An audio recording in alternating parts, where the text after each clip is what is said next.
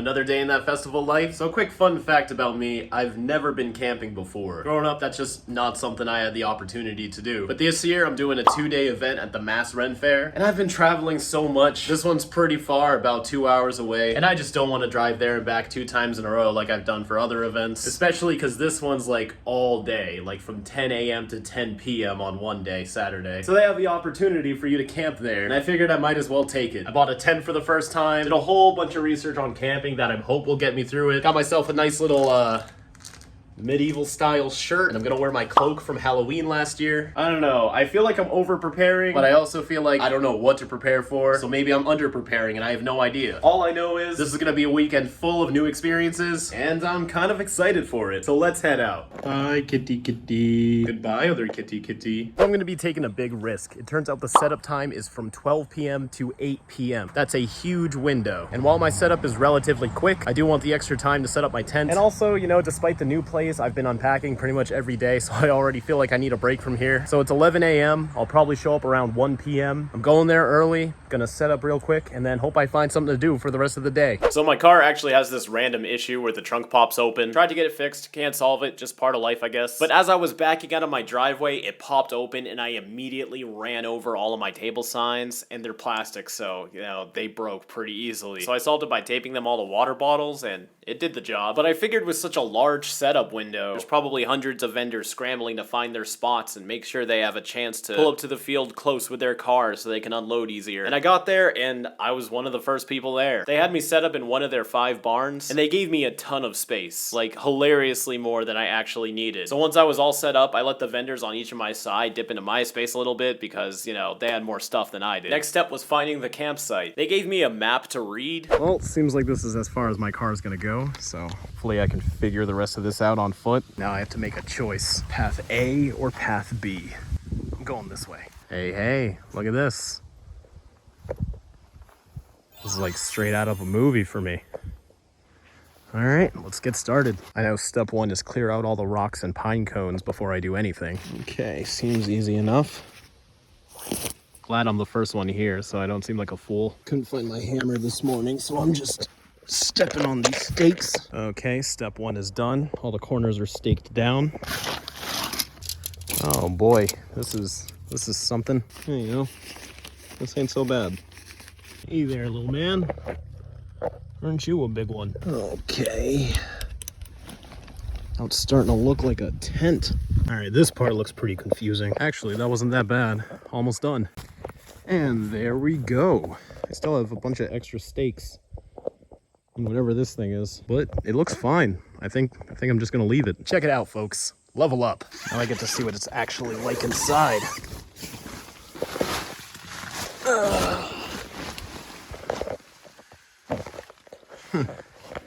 Just big enough. Yeah, this is certainly not ideal, but I'm all for new experiences. All right, the tent is set up, my booth is set up, and it's only like 3 o'clock. Only thing left to do is just find something to do for the rest of the day. Boy, it's starting to get really hot.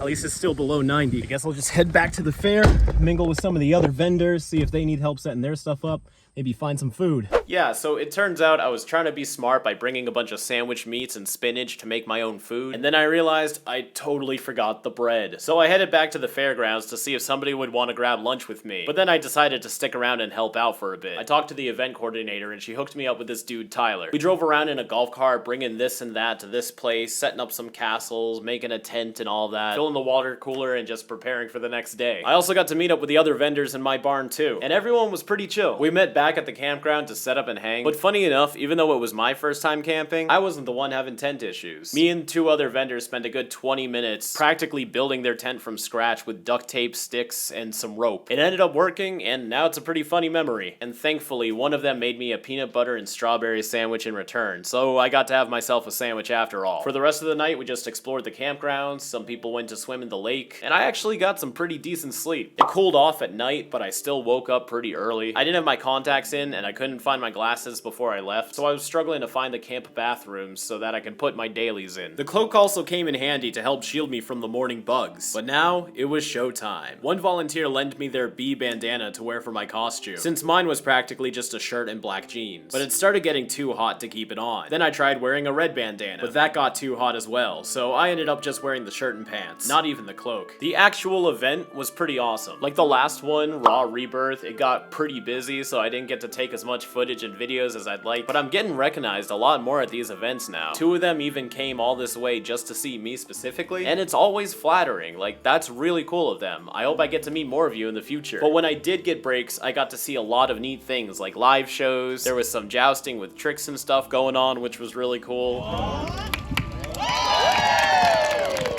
And a ton of people in some really awesome costumes. I also got to try mead for the first time. It was very sweet tasting. Although I was a little disappointed that it came in a can and not some wooden goblet or something. And I got myself some hot dogs because I needed something I could scarf down fast in order to head back to my booth ASAP. After the main part of the event was over, at around 7 p.m. it became adults only. And while the crowd slimmed down for a bit, the line was gigantic. I think I was waiting in line for like 40 minutes or so. So I got myself 2 large drinks so I wouldn't have to go back in line later on. And of course, since it's a Ren Fair, I had to get a turkey leg. Best turkey I've had in a long time, probably ever. There was some more performances, like the jugglers and acrobats doing their thing, but with more adult jokes thrown in. Then there were challenges for those who were wearing kilts or corsets, and I definitely want to grab myself a kilt so I can participate next year. 1, 2,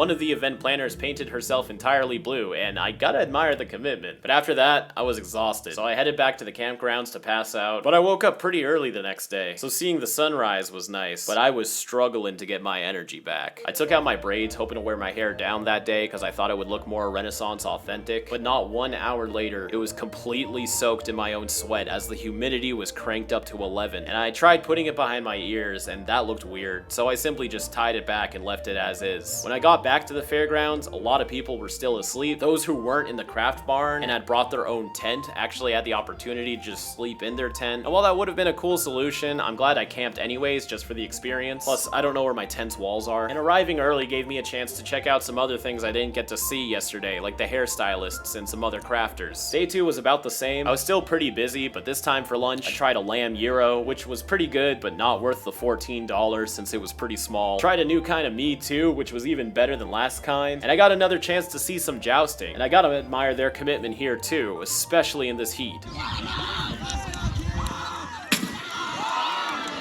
But then suddenly,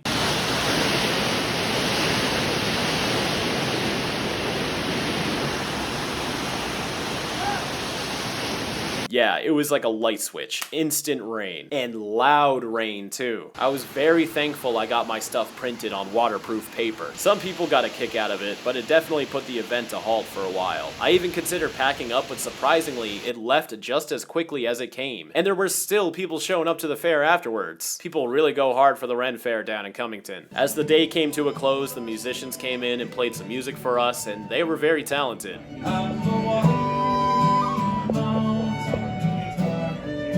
But at the end, I was drenched in 3 days worth of sweat, dirt, and mosquito lotion, and felt like a gross mess. But oddly, I was sort of used to it. I didn't realize how gross I actually felt till I got home and was standing in my house, and I was like, man, I need a shower. But it was truly an amazing, unforgettable experience, and it makes me want to go even harder next year and really dress up, plan a bit better, make sure to take more time to enjoy the event. And if you've never been to a Ren Fair before, don't make a mistake and miss out. They're a blast, they're very immersive, and I hope y'all enjoyed the video. But until next time, keep it fizzy.